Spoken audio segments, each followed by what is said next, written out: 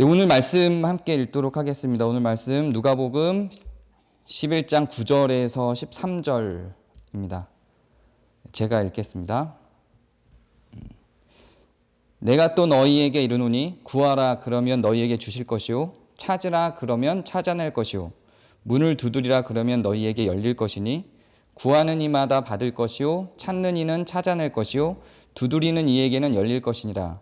너희 중에 아버지 된 자로서 누가 아들이 생선을 달라 하는데 생선 대신에 뱀을 주며 알을 달라 하는데 전갈을 주겠느냐. 너희가 악할지라도 좋은 것을 자식에게 줄 줄 알거든 하물며 너희에게 하늘 아버지께서 구하는 자에게 성령을 주시지 않겠느냐 하시니라. 아멘. 오늘의 이 말씀은 그 전의 내용을 먼저 좀 보고 연결을 하는 게 좋을 것 같아요. 그 전에 무슨 내용이 들어가냐면 주기도문이 들어갑니다. 그 제자들이 우리가 어떻게 기도해야 될지를 알려주세요 이렇게 물어봤고요. 그 어떻게 기도해야 될지를 예수님께서 알려주신 내용이 나와요. 그게 주기도문이죠. 오늘 내용을 연결시키기 위해서 주기도문을 먼저 제가 좀 읽어드리면 하늘에 계신 우리 아버지여 이름이 거룩히 여김을 받으시오며 나라의 임하옵시오며 뜻이 하늘에서 이룬 것 같이 땅에서도 이루어지이다. 오늘날 뜻이 하늘에서 이룬 것 같이 땅에서도 이루어지이다. 오늘날 우리에게 일용할 양식을 주옵시고 우리가 우리에게 죄 지은 자를 사하여 준 것 같이 우리의 죄를 사하여 주옵시고 우리를 시험에 들게 하지 마옵시고 다만 악에서 구하소서. 대개 나라와 권세와 영광이 아버지께 영원히 있사옵나이다. 아멘. 이렇게 끝나는 주기도문이죠. 이 주기도문이 먼저 선언되고 그리고 나서 이제 이 말이 나오는 거예요. 내가 또 너희에게 이르노니 구하라. 여기서 그럼 구하라는 뭘까요? 뭘 구하라는 걸까요? 명료해지죠. 주기도문이 나오고 구하라 라고 말을 했으니까 여기서 구하라는 건 주기도문에서 나온 내용을 구하라가 되는 겁니다. 그러니까 구하라라고 하는 이 말만 딱 띄어서 내가 구하고 싶은 어떤 나의 탐욕을 여기다 대입시키는 건 잘못된 전개죠. 잘못된 적용인 겁니다. 여기서 구하라라고 했다고 해서 내가 원하는 것을 아무거나 구하는 건 아닌 거예요. 사업이 잘 되게 해주세요. 병이 낫게 해주세요. 뭐 이런 걸 구하는 걸 의미하는 게 아닌 겁니다. 그러니까 물론 그런 기도를 하지 말라는 게 아니라 이거를 그런 기도하는데 갖다 쓰는 것에 대해서 하는 말입니다. 그러니까 이 요절은 그렇게 충분히 우리는 기도할 수 있는데 당연히 그건 우리에게 필요한 기도인데요. 우리는 먹을 걸 위해 기도해야 하고 또 저는 개인적으로는 우리의 탐욕을 위해서도 충분히 기도할 수 있다고 생각합니다. 어린아이가 아버지에게 갖고 싶은 걸 말하듯이 하는 것도 일종의 기도라고 저는 충분히 생각하고 그런 기도를 할 수 있다고 생각하는데 최소한 이 본문은 아니라는 거예요. 이 본문은 그걸 이야기하는 게 아닙니다. 구하라 그러면 너희에게 주실 것이요 라고 할 때의 그 구하라는 앞에 나왔던 주기도문의 내용들입니다. 악에서 구하시고 죄를 용서해 주시고 일용할 양식을 주시고 하나님 영광 받으시고 하늘에서 이루어질 그 뜻이 이 땅에서 또 이루어질 수 있도록 해 주시옵소서라고 하는 그 주기도문의 내용을 구하라 라고 하는 것으로 연결되는 겁니다. 그리고 나서 그러면 너에게 주실 것이요 하고 찾으라 그러죠. 다 같은 말인 거예요. 문을 두드리라. 이게 같은 그 내용을 3번 반복해서 병렬 구조로 표현을 달리한 거죠. 구하라, 찾으라, 두드리라. 이거를 구하라는 무슨 뜻인지, 찾으라는 무슨 뜻인지, 두드리라는 무슨 뜻인지를 알레고리로 성경에 있지 않은 다른 어떤 걸 끌고 와서 구하는 건 무슨 뜻이냐면 찾으라는 건 무슨 뜻이냐면 문을 두드리라는 건 무슨 뜻이냐면 하면서 목회자가 설교자가 자기의 해석을 뭘 구해야 하는지 뭘 찾아야 하는지 뭘 두드려야 하는지에 대해서 전개하는 설교들이 굉장히 많은데요. 다 의미 없어요. 여기에서 구하라 찾으라 두드리라 그냥 문맥상으로 보는 게 제일 정확해요. 앞에 있는 주기도문입니다. 주기도문을 구하고 주기도문을 찾고 주기도문에 대한 내용을 두려워하지 말고 두드리라는 이야기인 거예요.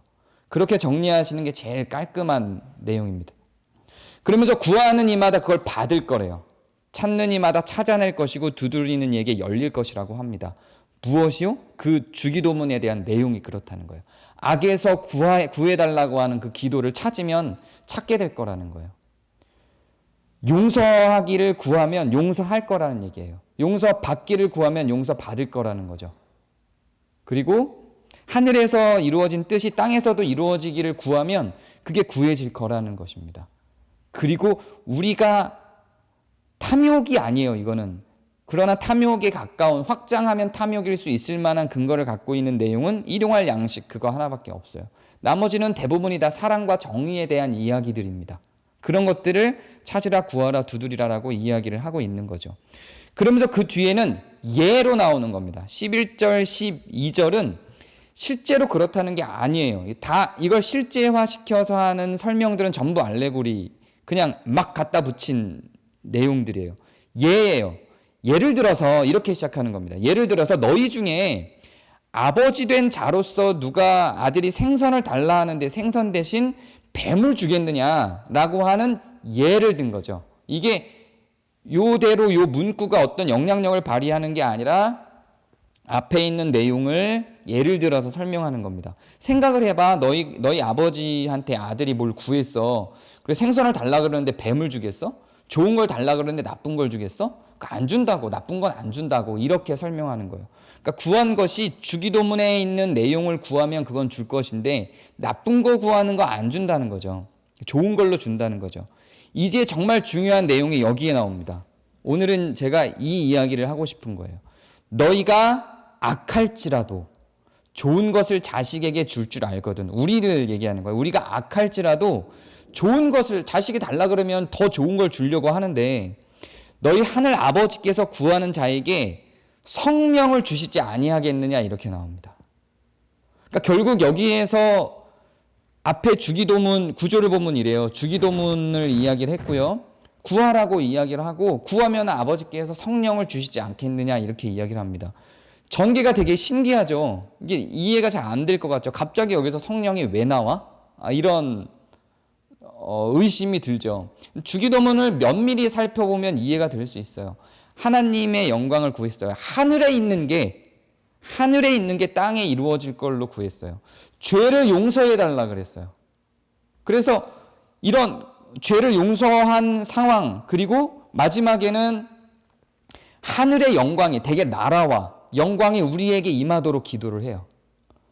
그러면 이것을 구한다는 건, 이 주기도문의 내용을 구한다는 건 사실은 만만한 기도는 아니에요. 예수님께서 하신 말씀 중에 너희들에게 병을 고치고 물질을 주는 것과 병을 고치는 것과 죄를 사하는 것 중에 어떤 것이 더 어렵겠느냐 이렇게 하신 말씀이 있죠. 예수님은 어떤 것이 더 어렵다고 전제하고 이 말씀을 하신 걸까요? 병을 고치는 것보다 죄를 사해 주는 게 훨씬 더 어려운 거다라는 전제를 가지고 하신 말씀이죠. 병을 고치는 건 예수님한테는 그리 어려운 게 아니라는 거예요. 죄를 사해 주는 게 진짜 굉장한 권능이고 권위고 그게 훨씬 더 어려운 거야. 이렇게 얘기를 했죠. 이 말이 나온 배경은 뭐냐면 그 바리새인과 제사장들이 당신은 참남하도다. 그걸 병을 고쳐달라 그랬더니 병을 고치지 않고 죄를 사하는구나. 이렇게 한 비꼼에 대한 예수님의 답변이었어요. 한 병자가 와서 병을 고쳐달라고 하니까 예수님이 내 죄를 사하는도다 했거든요. 그러니까 바리새인들이 와서 막 비웃은 거예요. 저거 병 고쳐달라 그랬는데 저거 못 고치니까 죄 사해 주는 거 봐. 이러니까 예수님이 야, 병을 고치는 것과 죄를 사하는 것 중에 어떤 게 더 어려울 것 같아? 어떤 게 더 권능인 자가 해야 될 일일 것 같아? 이렇게 이야기를 하죠. 당연히 죄를 사해 주는 게 훨씬 더 권능 있는 자이 할 일인 거죠. 주기도문에서 가장 핵심적인 내용 중에 하나가, 가장 핵심적인 내용이 죄사함에 관련된 내용인 거예요. 그게 그리스도의 사역이거든요. 죄를 사해달라고 하는 그 내용이 거의 중앙 부분에 들어가죠. 주기도문에. 그게 가장 핵심적인 내용입니다. 그 바로 앞에 뭐가 나오냐면 뜻이 하늘에서 이룬 것 같이 땅에서도 이루어지는 거죠. 그 뜻에는, 하늘에서 이루어질 뜻에는 다양한 내용들이 있어요. 죄사함도 있고 사랑도 있고 정의도 있고, 사랑과 정의 가운데 죄사함이 다 나타나는 거죠. 하나님이 실현하셔야 할 사랑과 정의가 우리한테 들어올 때 제일 먼저 이루어져야 될 일이 죄사함이에요. 그 죄사함을 먼저 선행해서 받고 나서 우리는 사랑할 수 있고 정의를 실현할 수 있어요.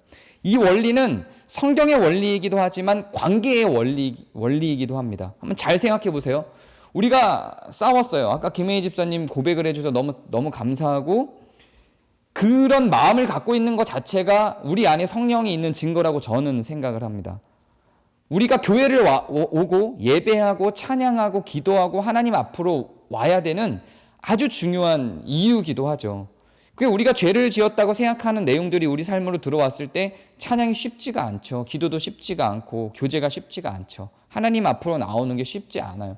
근데 그걸 극복하고 그 안으로 들어올 때 회복이 되죠.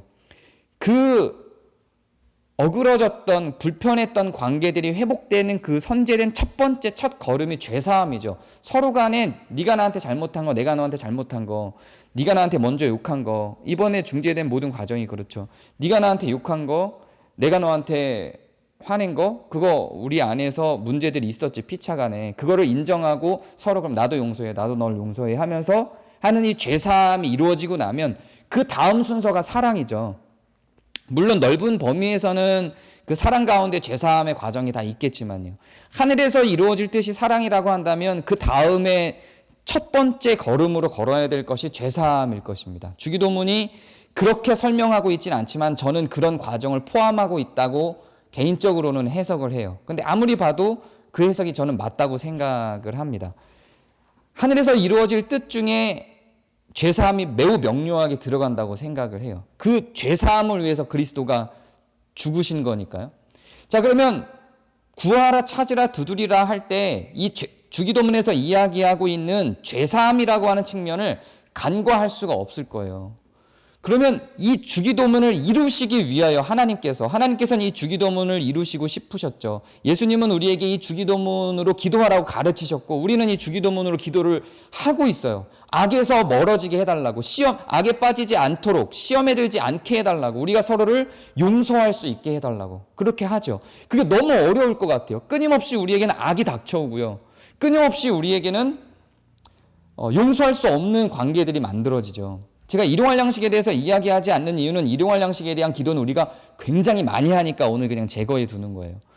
이런 것들이 전부 다 기도하는 내용들로 우리 안에 들어올 때 우리를 갈등하게 만드는 요소들이에요. 이거 어렵죠. 우리 스스로 너무 힘들어요, 이걸 하는 게. 그래서 그리스도가 죽으신 거예요. 이 기도를, 주기도문을 하나님께서 이루어 주시기 위하여, 우리의 죄를 사해 주시기 위하여, 서로를 용서하게 하시기 위하여, 그리고 악에 다시 빠지지 않게 하기 위하여, 그래서 하늘의 영광이 우리한테 오게 하기 위하여, 그러기 위하여 이 기도를 들어주시기 위하여 하나님이 하신 일은 무엇일까요? 첫 번째로 하나님이 하신 일은 그리스도를 내어주신 거예요. 이 주기도문을 들어주시기 위해서 자기의 독생자 아들인 그리스도를 내어주셨어요. 자기 스스로가 죽으신 거죠. 영이신 하나님은 죽으실 수가 없으니까. 또 로고스이신, 말씀이신 하나님, 이성이신 하나님은, 그리스도는 죽으실 수가 없으니까 육체로 와서 죽기로 결정하고 우리에게 오신 거예요. 그렇게 자기를 내어주신 거죠. 그 그리스도의 십자가 사역이 바로 이 주기도문을 이루시기 위하여 라고 생각을 해도 전혀 무리가 되지 않습니다. 이 안에 죄사함이 들어가 있으니까요. 그리고 나서 정말 중요한 건요, 그 다음에 또 하나님은 무엇을 주셨냐면 성령을 주셨어요. 우리가 하나님과 성령이, 아버지 하나님과 성령님이 분리되어 있다고 생각을 자꾸 하죠. 분리되어 있다고 생각을 하니까 아버지께서 성령을 주시지 않겠느냐라고 할 때 아버지는 그냥 뒤에 물러나 있고, 뒤에 자연스럽게 물러나 있고 어디선가 성령을 딱 따내서 우리한테 던져주신 것처럼 이해하기 쉽죠. 예수 그리스도는 아버지와 나는 하나이니라라고 하는 내용을 굉장히 깊게 우리가 이해를 하고 있고, 그 두 분이 하나라고 하는 것은 자연스럽게 성경의 그 문구들을 통해서 우리한테 들어와서 예수님이 하나님이라고 하는 건 우리한테 굉장히 명료하게 잘 이해가 돼요. 근데 성령님이 하나님이라고 하는 건 이상하게 잘 와닿지 않죠. 근데 이 요절에서, 오늘 우리가 읽은 요절에서 하나님께서, 아버지 하나님께서 성령을 우리에게 주시지 아니하겠느냐라고 하는 건 그리스도를 내어주신 것과 다름없는 동일한 선언이에요. 하나님은 우리를 위해 삼위일체 중에 하나인 그리스도를, 자기를 내어주신 거예요. 그리고 또 우리를 위해 성령을 내어주신 거예요. 삼위일체 하나님은 그냥 우리한테 내어주신 바 대신 상황인 거예요. 이 두 가지가. 그리스도를 내어주신 것은 주기도문에 나온 내용대로 죄사함을 위해서, 우리의 죄를 용서하기 위해서, 피차간의 죄를 용서하게 만들기 위해서, 죄사함을 위해서 그리스도를 내어주신 거고요. 악에 빠지지 않게 하기 위해서는 또 성령을 내어주신 거예요. 그것이 하나님이 우리에게 자신을 내어주심이에요. 우리는 하나님이 자기를 내어주셨다라고 하는 이 분명한 선언, 매우 중요한 교리인데요. 이 교리에 대해서 그리스도만을 떠올리기 쉽습니다. 그래서 하나님께서 자기를 내어주셨다, 내어주심이라고 하는 신학적인 용어 자체가 있는데, 이 용어를 생각할 때는 늘 우리는 그리스도를 떠올리죠. 왜냐하면 그리스도께서 십자가 위에서 돌아가신 그 사건, 우리를 위해서 죽으신 그분의 죽으심, 그거를 떠올리다 보니까 하나님의 내어주심은 자연스럽게 그리스도하고만 연결이 됩니다. 그런데 하나님의 내어주심은 거기서 끝나지 않아요. 사실은 어떤 측면에서는 하나님의 내어주심의 정말 중요한 부분은 성령을 내어주신 겁니다. 성령은 하나님의 영이에요. 권유새벽에 육체가 있고 영이 있듯이 하나님에게도 본체가 있고 이성인 그리스도가 있고 영이신 성령이 있어요. 그 성령을 우리에게 내어주신 거예요. 이건 무엇을 위해서일까요? 우리의 삶을 위해서요. 우리의 일상을 위해서요. 우리가 생명이 전환되게 하기 위하여, 신분이 바뀌기 위하여, 죄인인 우리가 의인이 되게 하기 위하여 하나님께서 내어주신 것이 그리스도라면, 의인으로서 살아가기 위하여, 일상을 살아가기 위하여, 우리가 삶을 살아가기 위하여, 의인으로서의 일상을 살아가게 하기 위하여 하나님께서 내어주신 게 성령인 거예요. 그러니까 이 성령을 우리에게 주셨다라고 하는 건 하나님께서 아무런 손해 없이, 아무런 통증 없이 그냥 툭 하고 벌어진 일이 아니에요. 자기를 우리 안으로 형체를 낮춰 성육신한 것과 같은 개념인 겁니다. 낮아짐이라고 하는 것이 어떤 고통을 동반하는지에 대해서 우리는 사실 큰 감각이 없죠. 죽음이라고 하는 것에 대해서는 감각이 있죠. 못에 찔리고 채찍에 맞고 창에 찔리고 피를 흘리고, 이건 우리가 상상할 수 있는 고통이잖아요. 상상할 수 있는 고통이죠. 이 상상할 수 있는 고통을 그리스도께서 지셨거든요. 그러니까 그리스도의 역할, 그리스도의 일하심에 대해서는 우리는 가슴 깊이 묵상합니다. 애절하죠. 매우 애절해요. 가슴 깊이 묵상할 수 있기 때문에 그리스도의 십자가만 떠올리면 우리는 눈물을 머금죠. 그게 잘못됐다는 게 아니에요. 그게 매우 중요해요. 근데 그것이 우리는 성령에게도 같은 마음이 있어야 된다는 이야기입니다. 성령을 내어주신 것도 하나님 입장에서는 그와 같은 수준의 내어주심이에요. 성령은 하나님의 영이시고 하나님과 하나된 존재인데, 이젠 거기에 머무르지 않고 지극히 낮아져서 우리 안으로 들어와 우리와 일체된 존재가 된 거예요. 거룩한 그 존재가 사실상 신분상으로는 의인이지만 죄인인 상태로 살아갈 수밖에 없는 악을 여전히 지니고 있는 우리 안으로 들어와서 공생하며 살아가기로 결정을 하신 거예요. 그리스도께서 단번의 제사로, 단번의 십자가의 사건으로 우리의 죄사함을 단번의 제사로 이루어내신 결정적이고 매우 중대하고 중요한 역할을 해내셨다면, 성령은 끈덕지게 낮아진 형태로 우리와 동행하며 우리의 추악한 생각에 함께 살아가며 우리의 추악한 걸음과 우리의 추악한 분노와 우리의 추악한 결정들을 함께 더불어 우리의 육체에 담겨서 살아가고 계시거든요. 이것이야말로 매우 굉장한 성육신인 것이죠. 기독교 상담학에 이런 내용이 있어요. 이거는 이제 성경 이야기는 아니고 기독교 상담학의 이야기인데요. 기독교 상담학을 저는 이제 잘 공부를 못했어요. 신학교 다닐 때는 저는 선교사 할 거기 때문에 기독교 상담학을 배워요. 배우긴 배우는데 잘 공부를 못하고 오히려 요즘 들어서 더 기독교 상담학 책을 좀 읽고 있는데요. 거기에 너무 놀라운 이 좋은 걸 내가 왜 진짜 공부를 안 했지 신학교 다닐 때, 이런 생각을 했던 내용이 있는데, 그게 뭐냐면 이런 거예요. 질문이에요. 상담의 기술에 나온, 기독교 상담의 기술에 나오는 그런 종류의 어떤 질문이에요. 성도가 악한 마음을 가지고 그 악한 마음을 토대로 상담을 요청해서 그 악한 주장을 계속한다면 기독교 상담자는, 즉 목회 상담사는, 목회자는 어떻게 그 악한 생각을 가지고 하는 상담에 접근을 해야 될까요? 그를 위로해야 될까요? 문제를 지적해야 될까요? 이게 질문이에요. 상담의 실제에 나타나는 질문이에요. 그때 답이 뭐냐면 물론 상담에 답이 있다는 게 조금 민망한 일이지만 답이 뭐냐면 그리스도께서 성육신하여 낮아지심 같이 그의 감정과 그의 생각으로 들어가 그의 입장에서 사고하며 대화를 하는 것이 답이에요.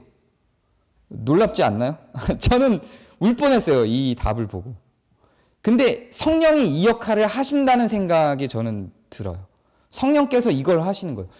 성령은 하나님이세요. 성령은 우리하고 막 뒤죽박죽으로 뒹굴어도 되시는 분이 아니에요. 우리와 동행하시는 거는 좀 분리를 하자면 그리스도가 아니라 성령이신데 성령도 분명한 하나님이시고 그분은 완전히 거룩하신 분이세요. 그분은 완전히 거룩하셔서 죄를 용납하실 수 없는 분이에요. 죄를 용납하지 못하는 것이 하나님의 속성이에요. 하나님의 제일 되는 속성 세 가지가 있죠. 사랑과 정의와 용서가 하나님의 제일 되는 속성이에요. 용서도 굳이 표현하자면 사랑의 한 맥락인데 인간의 입장에서는 매우 중요하기 때문에 하나로 따로 떨어뜨려서 구분을 해내는 거죠. 그냥 두 개로만 구분해도 되죠. 정의와 사랑이에요. 근데 이 정의라고 하는 측면에 죄와 함께 할 수 없음이 있어요. 죄와 함께 할 수 없어요. 그게 하나님의 가장 중요한 속성 중에 하나예요. 그건 그냥 타고나는 거예요. 그렇게 그냥 하나님에게는 이렇게 주장하는 사람들도 있었어요. 학자들도 있었어요. 그러면 하나님은 전능하신가 무능하신가? 그분은 죄를 범하실 수 있는가? 죄를 범하실 수 없으니 그분은 완전한 전능자는 아니다. 이런 말도 안 되는 어떤 그런 그 논리적인 트릭을 가지고 하나님의 전능하심에 대해서 공격하는 사람들이 있어요. 신학자들 중에는. 실제로 그런 것들이 신학계에서 논의가 돼요. 쓸데없는 논의라고 저는 생각하는데 그런 측면에 있어서 하나님은 죄와 함께 할 수 없는 존재예요. 그게 전제예요. 성경에서 시편에서 하나님이 자기를 소개할 때 계속 이야기하는 거예요. 나는 죄와 함께 할 수 없다고 계속 소개를 하죠, 자기를. 그런데 함께 하시는 거예요, 그분이. 죄와 함께 하시는 거예요.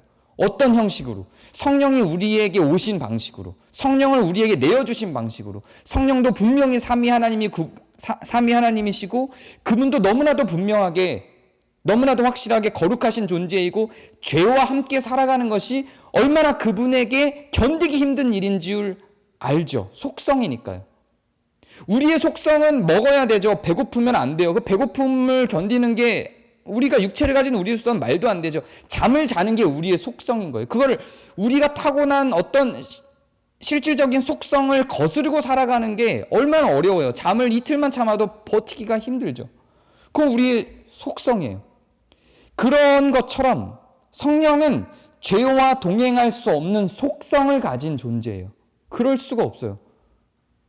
하나님이시거든요. 완전히 거룩하시거든요. 그런데 우리 안으로 들어와서 죄인인 우리와 하나가 되고 삼위일체 하나님이 아직 완전히 우리와 하나 되지 않았어요. 요한복음 17장에서 그걸 목표 삼아서 가는 거죠. 우리가 삼위 하나님과 하나 되는 게 목적이에요. 그래서 우리는 신이 될 사람들이에요. 우리는 하나님과 동일한 존재로 삼위 하나님 안으로 우린 깊이 들어갈 거예요. 그게 하늘에서 이룰 우리의 목적인데 그 전에 1차적으로 성령님께서 우리에게 들어오셔서 성령과 우리는 하나가 됐어요, 이미. 그런 의미에서 부분적으로 우리는 삼위 하나님의 일부예요. 교집합이 있다는 얘기예요. 삼위 하나님과 우리는 이미 무엇으로요? 성령에 내어주신 바 됨으로. 성령에 내어주신 바 됨으로 우리는 삼위 하나님과 이미 교집합을 갖고 있어요. 그게 이제 동일한 집합이 될 때까지 우리는 달려가는 거예요. 천국에 이르면 우리는 삼위 하나님과 완전히 하나가 될 거예요. 지금 삼위 하나님이 완전히 하나이듯이. 지금 우리는 삼위 하나님과 성령이라고 하는 공통분모를 갖고 있어요. 성령이라고 하는 교집합을 갖고 있어요. 성령의 희생이라고 하는 건 신학적으로는 굉장히 어마무시한 희생이에요. 그리스도께서 십자가에서 달려 돌아가신 것만큼이나 굉장한 희생이세요. 여러분은 어떤지 모르겠지만 저는 제 안에 있는 죄를 보잖아요. 그것이 드러나지 않을 뿐이지 내 안에서 어떤 분노와 어떤 악하고 추악한 생각들이. 제가 2017년도에 이 설교를 할 때 너무들 좋아하셨는데 저는 하루에 몇 번씩 사람들을 죽인다고요. 그렇죠. 우리는 특히 운전할 때 굉장히 많이 죽이죠. 차, 이런 예도 들었죠. 저 차가 위로 붕 떴다가 앞으로 팍 내려서 불 팍 터지면서 폭파됐으면 좋겠다는 상상을 막 하죠. 그런 것들이 우리 안에 있죠. 성령이 같이 그 가운데 있는 거예요. 같이. 성령을 내어주신다라고 하는 건 사실은 우리가 삶을 살아가면서 성령께 굉장히 잔혹하게 대하고 있어요. 우리가 죄를 지음으로, 악에 빠짐으로 우리는 굉장히 잔혹하게 성령을 다루고 있죠. 그걸 모르셨을까요? 하나님이 아셨죠. 그럼에도 불구하고 아까 찬양 인도자께서 고백하셨듯이 부담스럽죠. 그냥 단지 그 성령의 역할은 그거예요. 다른 게 없어요. 우리 안에서 성경에 있는 성령의 역할은 그분은 하나님의 아심을 통달하시는 분이기 때문에 우리에게 말씀을 충동함으로 우리의 이성을 바꾸고 우리의 감정에 죄책감과 미안함을 줘서 함부로 죄를 짓지 못하게 만들고 의로운 일을 하도록 하는 소원함을 주고, 이런 성령의 역할에 대해서는 워낙에 많이 했기 때문에 한 번만 정리하고 끝날 건데요. 이제 다음 시간에 그 성령의 역할들이 정리가 좀 될 건데요. 그런 성령의 역할을 우리 안에서 한다는 게 그냥 그분이 전능하셔서 아무런 희생 없이 대충 하는 게 아니라는 얘기예요. 그냥 아무런 고통 없이 성령은 전능하신 하나님이니까 내 안에 들어와서 소원 띡 던져주고 하는 게 아니라는 거죠. 넌 좀 의롭게 살아봐, 소원 던져주고 그렇게 죄책감 들어라 짠 이렇게 하는 과정이 아니라는 거죠. 그분은 죄를 견딜 수 없는 존재라는 거예요. 근데 우리 안에 와서 우리의 죄와 함께 동행하며 그렇게 걸어가고 있는 중인 겁니다. 그게 하나님의 성령의 내어주심이에요. 그리스도를 내어주신 거에 못지않은 그런 내어주심이 우리에게 성령을 주신 그 가운데 있어요. 그래서 성령이 우리 안에 들어옴으로 말미암아 구하라 찾으라 두드리라 하기 전에 언급하고 기도하도록 그리스도께서 요청했던 주기도문의 내용들을 이루시기 위한 원리가, 성령의 원리가 우리 안에서 일어나고 있는 거예요. 그래서 그분이, 성령이 우리 안에 계심으로 말미암아 우리는 용서할 수 있어요. 악에 빠지지 않을 수 있고요. 시험에 빠지지 않을 수 있는 거예요. 그렇게 하지 않으면 우리가 고통스럽거든요. 그렇게 하지 않으면 우리가 부담스럽죠. 이쯤 되니까 아까 김혜희 집사님이 했던 고백을 짜고 친 것 같죠. 네. 짜고 치지 않았어요. 근데 우리한테 그게 현실적으로 일어나죠. 우리가 죄 짓고 나면은 찝찝하죠. 사실은 찝찝하지 않을 수도 있어요. 인간이 타고난 기본적인 양심 정도로 아주 낮은 찝찝함만 가질 수도 있고요. 아니면 찝찝하지 않도록 차단해서 그냥 잊어버릴 수도 있죠. 근데 우리는 이미 그럴 수 있는 존재들이 아니게 된 거예요. 왜냐하면 하나님께서 우리에게 성령을 내어주신 바 되었기 때문에 그래요. 저는 분명히 이 선언을 믿습니다. 물론 도덕적인 규정과 윤리적 교육에 의해서 기독교인들보다 훨씬 더 탁월한 윤리적 수준을 유지하는 하나님을 모르는 사람들이 있죠. 그들 안에 심겨진 우리 창조 때 타락했으나 여전히 남아있는 하나님의 선한 빛의 의지에서, 성령이 없음에도 불구하고 하나님의 창조 당시에 남겨져 있는 선한 빛의 의지에서 사실은 성령과 동행하고 있는데도 불구하고 훨씬 더 선하게 살아가는 사람들이 있죠. 그걸 부정하는 게 아니에요. 그 성령이 없는 사람들은 우리보다 악하고, 성령이 있는 사람들은 다 선하다라고 이야기를 하는 게 아니에요. 최소한 성령이 작동하는 원리는 우리 안에 그런 죄책감에 대한 충동을 여전히 주고 있고 그 불편한 감정을 끊임없이 만들어내고 있으며 그것이 우리 안에서 성공적으로 성취하고 있다는 거예요. 그걸 거절하고 그것보다 더 큰 이득을 위하여 그걸 참아내고 달려갈 수는 있을지언정 더 큰 탐욕을 위하여 성령의 작동의 원리들을, 성령의 희생을 무관심하게 제껴놓을 수는 있을지언정 그 성령의 움직임들은 우리 안에서 우리를 충분히 충동하고 있다라는 거죠. 마치 그리스도께서 성육신하여서 그분의 죽으심으로 우리의 근원적인 죄에 대한 죄책을 다 가져가신 것처럼 성령은 그것도 저는 성육신이라고 봐요. 우리 육신 안으로 들어왔으니까요. 성령도 성육신하여 죄된 삶을 살아가는 우리의 매일매일과 함께, 더불어 함께 살아가며 그렇게 우리를 감당하고 있고 그 안에서 우리가 악에서 떠나 시험에 들지 않게 하기 위하여 열심히 움직이는 작동을 하고 있다는 거죠.